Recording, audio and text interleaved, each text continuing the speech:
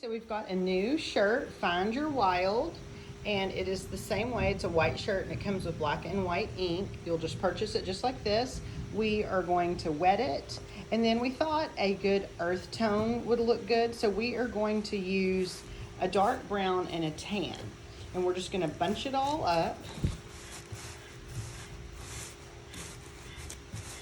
We're going to just put a little bit of tan on this, and the tan did look black, so yeah, we're just going to kind of do a few little spots with tan, and we're not sure how this is going to turn out, but that's kind of the beauty of it.